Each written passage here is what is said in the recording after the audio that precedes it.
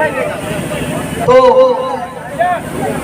मैं सबसे पहले हमारे पूर्व विधायक मरसकोले जी से निवेदन करूंगा कि वे आए और इस विषय को लेकर हमको संबोधित करेंगे।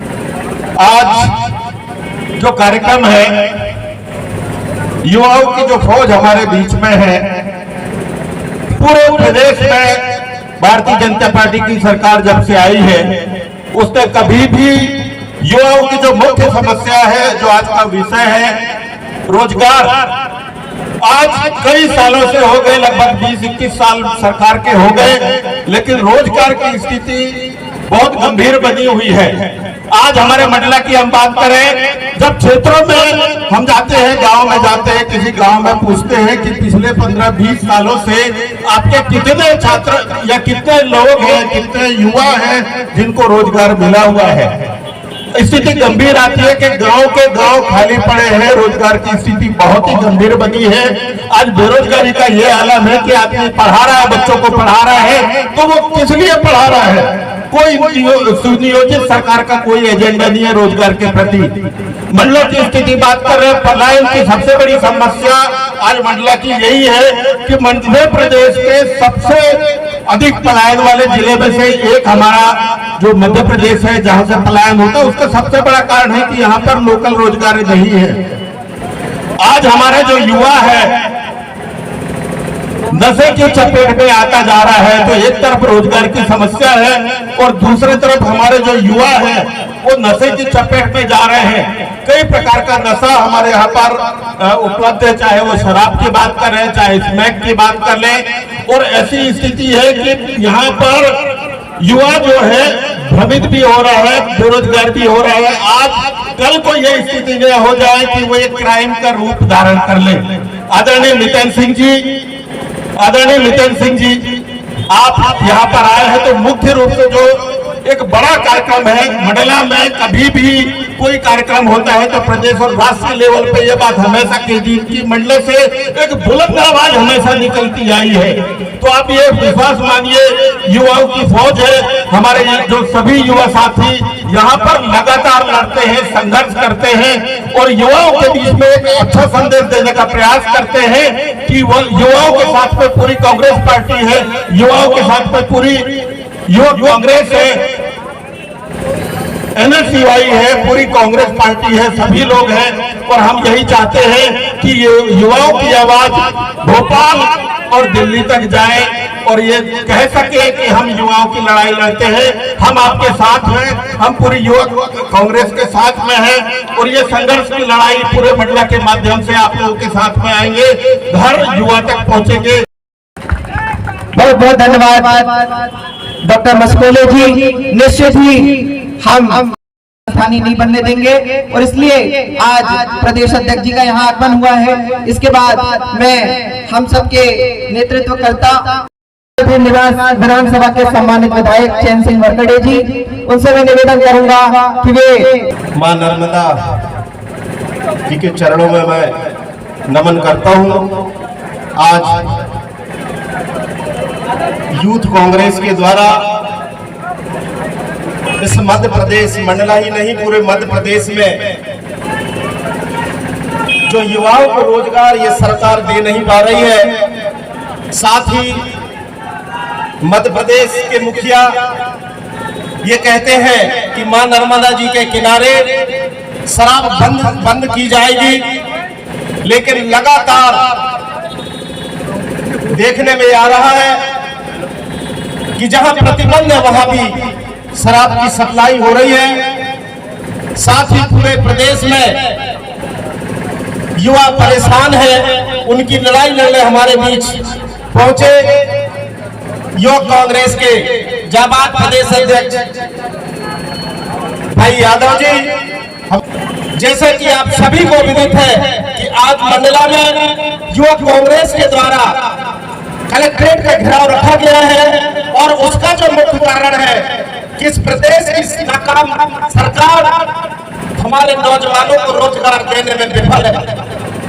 आज दिन हमारे नौजवान इस मंडला जिले से दूसरे प्रांतों में काम की तलाश में जाते हैं और बहुत सारे घटनाओं के शिकार हो जाते हैं। मैं हमारे पट्टा जी यहाँ बैठे हैं। मध्य प्रदेश सरकार में हमने सदन में इस बात को रखा कि सरकार की जो घोषणा पत्र में, चाहे वो बेरोजगारों की बात हो, चाहे किसानों की बात हो, चाहे कर्मचारियों की बात हो, जो घोषणा पत्र में रखे थे उसका पालन करे सरकार। लेकिन सरकार क्या है, अंधी बहरी गूंगी सरकार है, जो हम सब किसी की बात को वो नहीं सुन पा रही है। मैं आपको बताना चाहता हूं, हमारे कांग्रेस के विधायकों के साथ प्रदेश की जो सरकार है बहुत छल कपट भी कर रही है। जैसा कहते हैं ना कि अंधा बांटे रेवड़ी और छीन छीन के दे, और यही स्थिति इस मध्य प्रदेश सरकार की है। हमने तो मध्य प्रदेश सरकार को सदन में लिख के भी दे दिया है कि भले ही हमको जो मानदेय देते हो वो बंद कर दो, पर हमारे क्षेत्र का विकास करो। ऐसा भी हमने लिख के दिया हुआ है सदन में कि हमको मानदेय नहीं चाहिए, वेतन बंद कर दो, पर हमारे जिले को काम दो, हमारे जिले के लोगों को रोजगार दो। लेकिन ये सरकार सब तरफ से विफल है। निश्चित आज हमारे यूथ के माध्यम से सरकार को एक जगाने का प्रयास यहाँ सब लोग मिलकर करेंगे। मैं आप सबको बहुत बहुत धन्यवाद दूंगा। विधायक गण जो कांग्रेस के हैं वो सदन में महत्वपूर्ण युवाओं की आवाज और रोजगार के लिए, मंडला के रोजगार के लिए आप लोग आवाज उठाते रहे। मैं अगली आवाज दूंगा। आवाज दो, आवाज दो,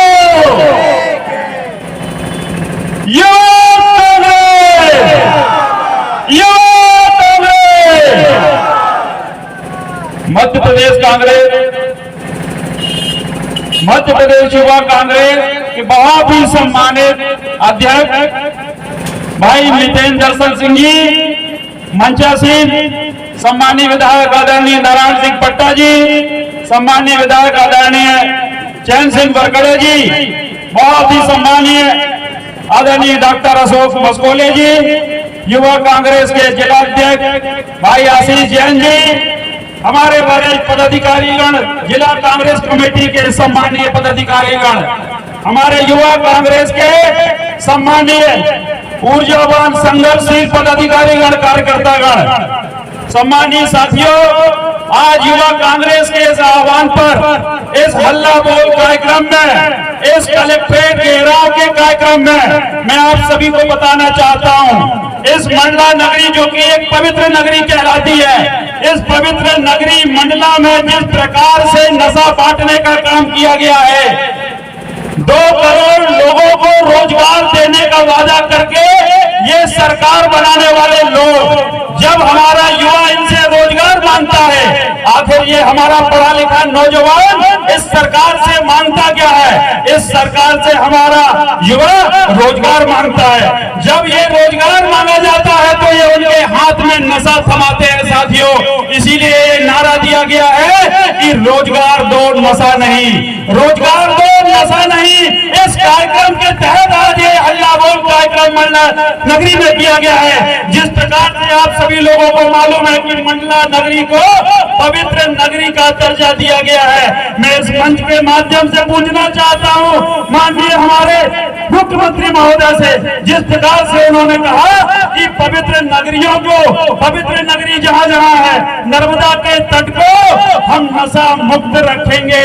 मैं पूछना चाहता हूं यहाँ के जिला प्रशासन से, मैं पूछना चाहता हूं यहाँ के आबकारी विभाग से, मैं पूछना चाहता हूं पुलिस प्रशासन से कि क्या मंडला पवित्र नगरी हुई?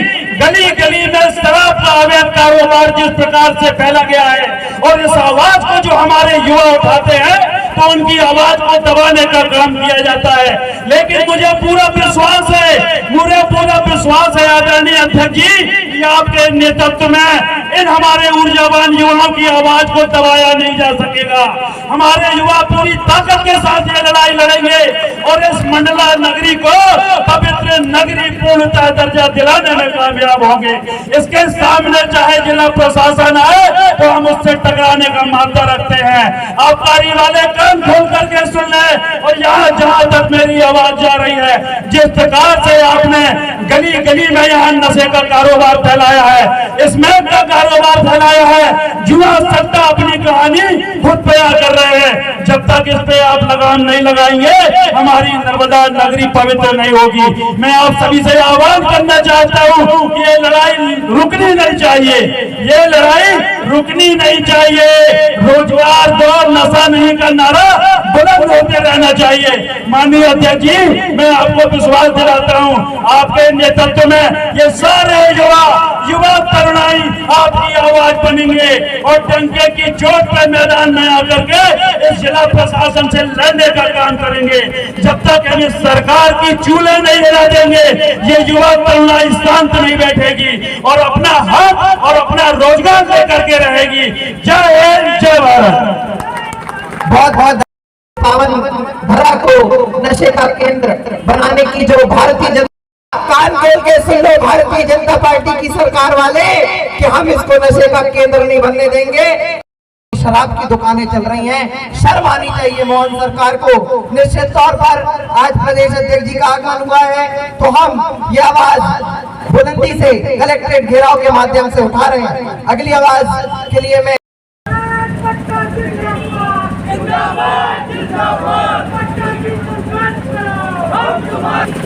रोजगार चाहिए, रोजगार चाहिए, रोजगार चाहिए। मंडला की पवित्र नगरी में हमारे युवक कांग्रेस के युवा तरुणाई,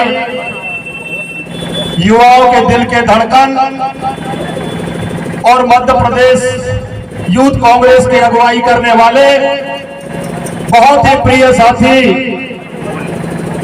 हमारे भाई मितेंद्र दर्शन सिंह यादव जी। सबसे पहले मैं आप सब लोगों को बताना चाहता हूं, मितेंद्र भाई, ये मंडला जिला आदिवासी जिला, इस आदिवासी जिले में चाहे हमारा किसी भी धर्म समुदाय का व्यक्ति क्यों ना हो, हम लोग आपस में भाईचारे के साथ रहते हैं। लेकिन जब से भारतीय जनता पार्टी की सरकार इस प्रदेश में और इस देश में आई है तो हमारे लोग आज रोजगार की तलाश में यहाँ वहाँ भटक रहे हैं। जिनके पास अगर रोजगार भी है तो उनका रोजगार छीनने का काम कोई कर रहा है तो वो भारतीय जनता पार्टी की सरकार करने जा रही है।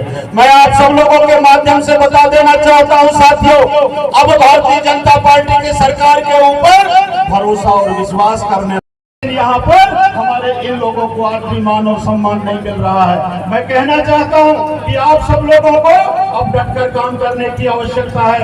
आप सब लोगों को हमारे सर्वधर्म समभाव की विचारधारा को बनाए रखने की जिम्मेदारी है। आप सब लोगों को इस जिले के साथ साथ हमारे सामाजिक सौहार्दता को बनाए रखने की जिम्मेदारी है। मैं निश्चित रूप से आप सब लोगों से कहना चाहता हूँ कि भारतीय जनता पार्टी को आप सब लोगों ने बहुत देख लिया। भारतीय जनता पार्टी के ऊपर आप जो है विश्वास कर सकते हो, आप उनके ऊपर भरोसा कर सकते हो, लेकिन आपके भरोसा पर भारतीय जनता पार्टी खड़ा नहीं उतर सकता है। आज यहाँ पर मैं हमारे आदरणीय विधायक नारायण सिंह पट्टा जी को, जो सदैव मुझे एक मार्गदर्शन हमेशा देते हैं और जिनमें एक ऊर्जा है कि मुझे मंडला की सूरत भी बदलनी है और मूरत भी बदलनी है, उनके लिए ताली बजा के स्वागत। यहाँ पर विधायक चैन सिंह जी, पूर्व विधायक डॉक्टर अशोक जी, जिला अध्यक्ष राकेश तिवारी जी, पूर्व विधायक अहिरवार जी, प्रदेश महासचिव हमारी बहन रोहिणी, जो मेरे साथ हमेशा कंधे से कंधा मिलाकर लड़ाई लड़ती है और हमेशा साथ में खड़े होकर, भोपाल हो दिल्ली हो, वो तुरंत लड़ने के लिए मेरी बहन तैयार रहती है। बहुत बहुत धन्यवाद उनके लिए। हमारे प्रदेश महामंत्री जी यहाँ पर गुलाब वीके जी, हमारे आकाश पटेल जी, हमारे विकास साहू जी, हमारे अभिनव चौरसिया जी, मोहित जी, मेरा भाई जो मेरे साथ हमेशा खड़ा है, कोविंद जी, जो सदैव मेरी लड़ाई लड़ता है और मेरे साथ चलता है, और यहाँ पर एनएसवाई के जिला अध्यक्ष और उनकी टीम, और मेरा भाई संजू जो हमेशा मेरे कहने पे कहीं भी हो, धूप हो, दिन हो, रात हो, हमेशा खड़ा है। तैयार है लड़ने के लिए। और मेरा भाई अखिलेश जो मेरे साथ है, जो हमेशा यूथ कांग्रेस की आवाज को बुलंद करता है, और मेरा जिला अध्यक्ष जिसने यहाँ पर बुला के इतना सुंदर प्रोग्राम का आयोजन किया, धन्यवाद आशु भाई। और जितने भी मेरे यूथ कांग्रेस के साथी हैं जो आज पधारे हैं, आप सभी को मैं नमन करता हूं और मंडला की आन बान शान यहाँ की जनता को चरणों में सिर झुका के आप सभी का आशीर्वाद लेता हूं, और सभी के लिए ताली बजा के स्वागत वंदन अभिनंदन कि आप लोग इतनी देर से आए हुए हैं। और मंडला के जितने व्यापारी दुकानदार हैं जो यहाँ पर हैं, आप सभी को भी नमन करता हूँ कि आप हमारे कांग्रेस की इस लड़ाई के एक साक्षात गवाह हैं, जो आज नशे को लेके और नौकरी को लेके और मंडला के नौजवान को लेके एक नई लड़ाई का आगाज को, हमारी आवाज को बुलंद तरीके से हमारे साथ खड़े हुए हैं। हमारी माई जिसको हम सब पूछते हैं, उनके नारे से हम शुरुआत करते हैं, बोलो नर्मदा माई की, हर हर नर्मदे। मैं हर मन से कहता हूं कि वो दरिया ही नहीं जिसमें नहीं रवानी, अरे जब जोश ही नहीं तो किस काम की तेरी जवानी, किस काम की तेरी जवानी। आज ये जवानी है जिसके अंदर हम इतिहास रटने का काम नहीं करते, इतिहास को रचने का काम करते हैं। और आज मंडला का एक एक नौजवान और एक एक व्यक्ति यहाँ इतिहास रटने नहीं आया है, कलेक्टर घेराव पे इतिहास रचने आया है। ये लड़ाई इतिहास रचने की है। और आज जब हम बात करते हैं, ये बात है इस मंच से उन नौजवानों के लिए जो आज नौजवान इस मंडला में पीड़ित हैं, वो नौजवान जो अपने घर को छोड़ के दूसरे प्रदेशों में जाके नौकरियां करने के लिए मजबूर है।